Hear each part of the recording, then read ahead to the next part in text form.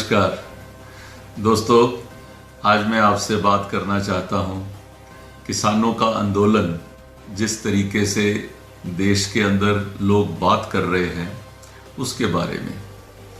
मैं सोच रहा था कि कभी किसी गांव के अंदर एक रास्ता जाता था, उस रास्ते के ऊपर जाने वाले को 10 रुपए उसको एंट्री फी देनी होती थी। लेकिन थोड़े दिनों के बाद सरकार ने ये कहा कि इस गांव के अंदर एक नया रास्ता बनाया जाए जहां पे कोई एंट्री फी नहीं होगी, तो नया रास्ता बना दिया गया। लेकिन कुछ लोग ये कहते हैं कि जी एंट्री फी वाले का क्या होगा, कुछ लोग ये कहते हैं एंट्री फी वाले उसमें से कुछ परसेंटेज जो है वो गांव को देते थे उसका क्या होगा, कुछ कहते हैं कि ये सिस्टम को बंद करना गलत है।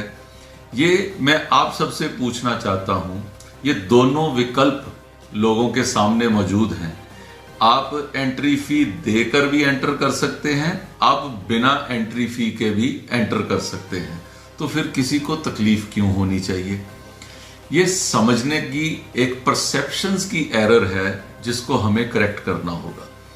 आदरणीय नरेंद्र मोदी जी, देश के प्रधानमंत्री, जिन्होंने एक किसानों के लिए जो खास व्यवस्था करी है, और वो ऐसे साधु पुरुष हैं कि जो खुद एक गांव से आते हैं, जो खुद जमीन पे रहकर जिन्होंने ये सब कार्य देखा है, और वो व्यक्ति कभी किसानों के विरुद्ध कोई ऐसी बात नहीं कर सकता।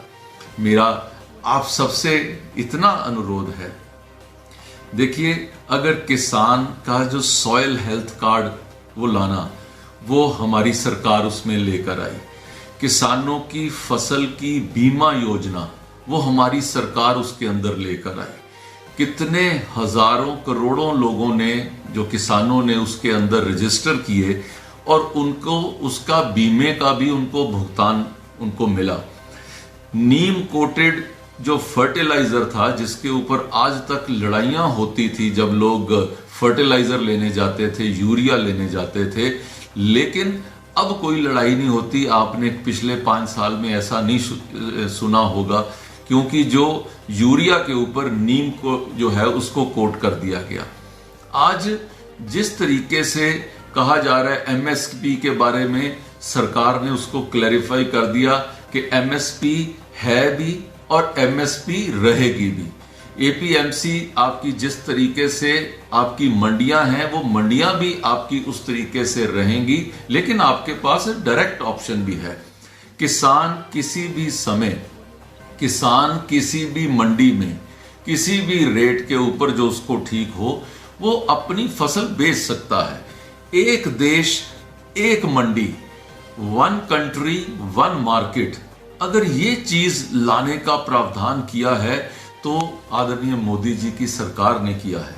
मेरा मानना है कि सब लोगों के ये फायदे में है, सब लोगों के हित में है। एक एक चीज की क्लैरिफिकेशन हमारी सरकार दे रही है, हमारे नेतागण दे रहे हैं, कृषि मंत्री ने उन चीजों को क्लैरिफाई किया है। आप सबसे निवेदन है कि कृपया इस क्लैरिफिकेशन को एक बार देखिए और देखने के बाद आप अपना निर्णय करिए। ये सब किसानों की भलाई के लिए किया जा रहा है, उनके लिए दुनिया के सारे जो मार्केट्स हैं वो उनके लिए खोले जा रहे हैं। वो किसी के साथ भी अपना जो खरीद फरोख्त का वो कर सकते हैं व्यापार, वो फॉरवर्ड के अंदर भी वो अपना वो बेच सकते हैं। साथ ही साथ सरकार उसके लिए वेयर हाउसिंग, सैंपलिंग की, कोल्ड स्टोरेज की, उसकी चेन बनाने के लिए, इंफ्रास्ट्रक्चर खड़ा करने के लिए 1 लाख करोड़ का उसका प्रावधान किया गया है। मेरा मानना है कि ये सब चीजों को देखते हुए मेरी आप सबसे प्रार्थना है कि किसान भाइयों से जरूर बात करें। हमारे अपने हैं वो, उनको जिनको ये चीज समझ नहीं आ रही उनको समझाने का प्रयत्न करें। और कुछ लोग अपने फायदे के लिए कुछ लोग अपनी कमीशन के लिए बिचौलियों को दूर करने का, उनको हटाने के लिए, जो किसान जो है डायरेक्टली खरीदार के साथ बात कर सके, ये उसके लिए ये प्रावधान किया गया है। इस प्रावधान के साथ हम सब मिलके जो देश सेवा के अंदर, किसान सेवा के अंदर दिल से काम करें, मेरी आप सबसे यही